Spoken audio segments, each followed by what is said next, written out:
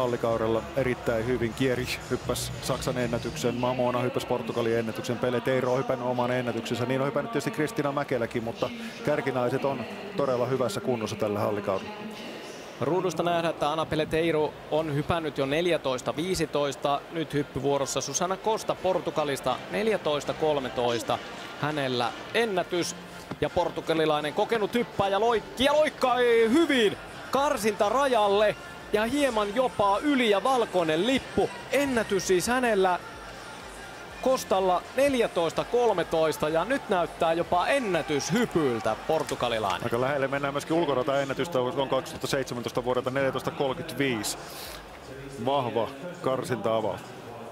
Ja hyvin osuu lankulle.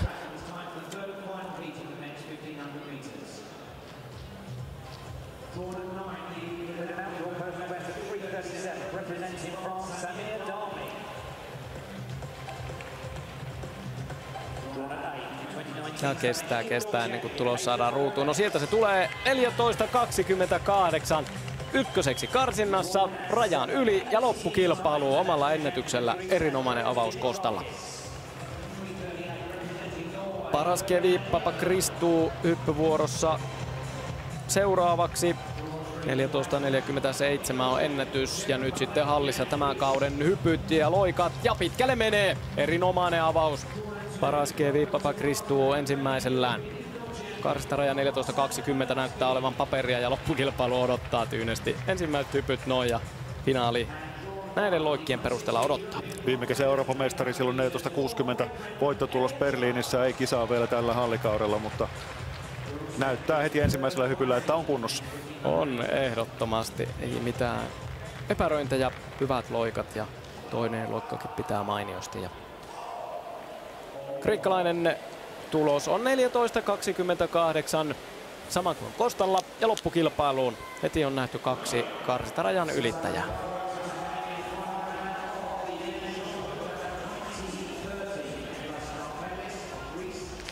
Olga Saladuha, ukrainalainen, on kokenut hyppääjä 35 vuotta. Arvokisamitaleita riittää niin EM- kuin kansainvälistä maailmantason kisoista ja hyppää pitkät loikat. Kauden paras. Karsintaraja menee varmasti 14.20 yli pitkät loikat ja heti ensimmäisellä myös ukrainalainen loppukilpailu. Ja pelkästään tämä karsina alku jo näyttää sitä, että on kovia naisia tänään. Ja sitten loppukilpailussa lähtöpaikalla ja loikka lankun takana. Ukrainalainen komeasti loppukilpailu. Se on miesten kullankarsinta kova, niin on myöskin naisten kolmiloikan karsina. Heti ensimmäinen kierros todella vahva. Saladuha on tietysti erittäin kokenut tästä porukasta, ennätys kaikkein kovin 14.99 ja hän on ainut tästä porukasta, joka on pystynyt maistamaan yli 15 metrin hyppyä. Se toki myötätuulessa 2011 vuonna, mutta 12 vuotta putkeen yli 14 metriä, että melkoista rutiinia tämä 14 plus on hänellä. Tiina Mäkelä kuvia. Toinen hyppy näytetään nyt sitten ruudussa. Suomalainen on hyvä arvokisakilpailija tällä kaudella. Madridissa erinomainen sarja ja paras noteraus 14.38 ja Mäkelä kakkoshypyllään lankkua kooden. Ja hyvin menee 14 metrin tuntumaan Mäkelä toisella hypyllään, valkoinen lippu nousee ja suomalaisilla kun oli ensimmäisellä hypyllä pohjilla vajaa 14 metrin, niin tämä on kelpo parannus suomalaiselle, mitä Jarkko sanoo hypystä. Hyppy on hyvää Kristiinaa, varmaa Kristiinaa, mitä on nähty viime kesänä ja mitä on nyt hallikaudella ollut. Se 14 metriä on rutiini. Kontaktit pitää aika hyvin. Ehkä tuohon kakkoseen saisi olla pikkusen vähemmän tuota etunojaa. Vähän niin kuin kaatuu yläkropalla yli ja kakkoseen ei tule ihan semmoista lennokkuutta kuin mitä nähtiin siinä halli Suomen ennätyshypyssä. Siellä valmentaja Tuomas Sallinen antaa ohjeita viimeiseen hyppyyn ja sen verran kova tasoinen. Kolmiloikassa Diallo Ranskasta 13.83 on noteraus ensimmäisellä ja nyt toisen kierroksen loikat kantavat 14 metrin tuntumaan. Hyvä hyppy.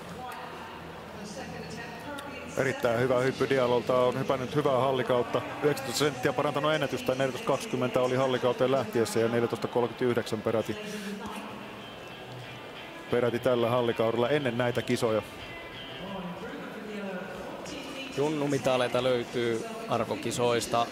ja vähän pääsi maistelemaan Berliinissäkin finaalitunnelmaa. 14-10 ohittaa Mäkelän 4 sentillä ja karsinnassa. Ja päästäänkin kuviin kolmilokkakarsinnassa kierroksen avaaja Viron tähti Alver hyppäämässä, mutta hänellä ei ole aineesta päästä loppukilpailuun mukaan. Virolainen on hypännyt 13.01 ensimmäisellä ja nyt viimeiset loikat ja karsita on hänen osaltaan takana. Mäkelä on järjestyksessä 9. hyppyvuorossa.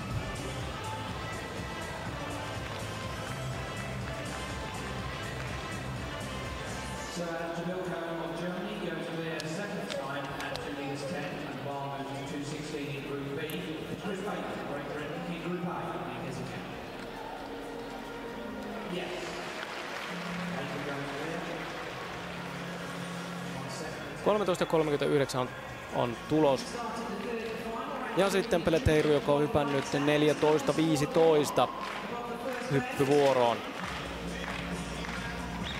Ja tuolla tuloksella 14.15 on menossa kyllä loppukilpailu tukevasti tällä hetkellä. Kristin Kierisiä saa listalta kaivella ja etsiä saksalaista, joka on hyvin pärjännyt.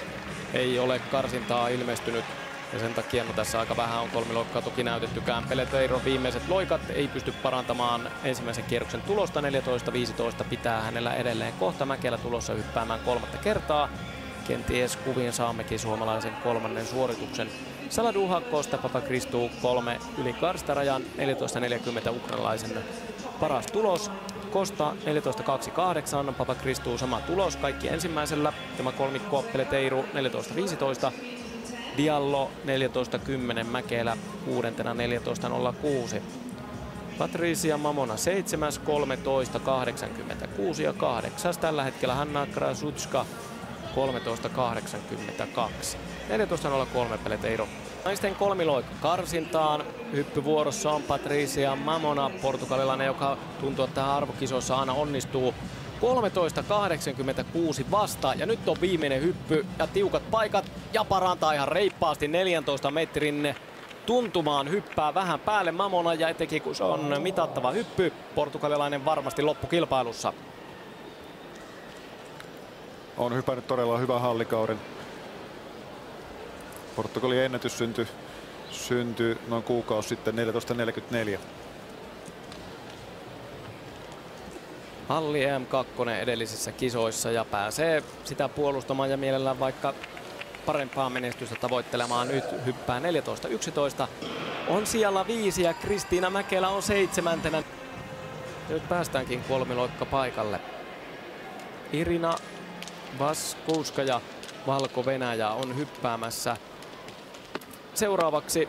Ja loikat kantavat 14 metrin tuntumaan, mutta yliastuttu eikä ihan 14 metriä olisi ollutkaan. Hän on 10. 13.79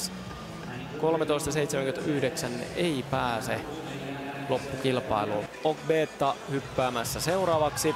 Hän on 9. Pitäisi parantaa, jos aikoo päästä loppukilpailuun. Ja tässä loikat tulevat, ei parana, ei missään nimessä. 13.80. Hyvät hypyt hänelle kyllä, mutta loppukilpailuun ei riitä, ei millään. Hän jää kauas.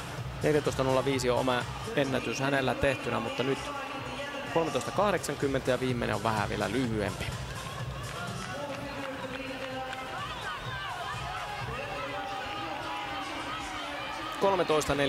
.13.40 ei pysty parantamaan ja on 9. 8 parasta loppukilpailua. Aleksandra Nasheva hyppäämässä, ei 13 metriä vielä.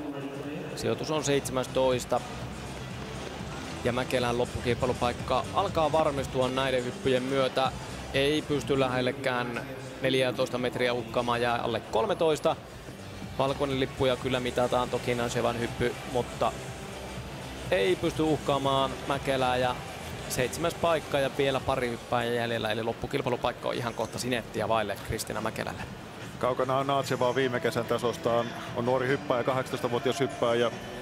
Oli alle 18-vuotiaat EM-kisoissa 2. ensin Vicente, joka täällä ottelee, voitti sen kilpailun. Ja sitten Natseva tuli nuorten MM-kilpailuihin Tampereelle ja voitti siellä pari vuotta alaikäisenä nuorten maanmestaruuden. Silloin 14.18, että aika kaukana liikutaan tällä hetkellä niistä lukemista. Iso on ero. Hanna Krasutska on 8. kiinni loppukilpailun paikassa 13.82. Ja sitten on vielä liettualainen hyppäämättä myös, mutta no tässähän se nyt voi varmistua. Krasutska kun hyppää eikä pysty paranemaan, niin Mäkelän loppukilpailupaikka on varma. Eikä pysty. Ukrainalainen yhä menossa finaaliin, mutta ei pysty uhittelemaan Kristiina Mäkelälle, joka on 7. Ukrainalainen saa jännätä, mitä tekee Dovile Cinsala taitte viimeisellä hypyllä.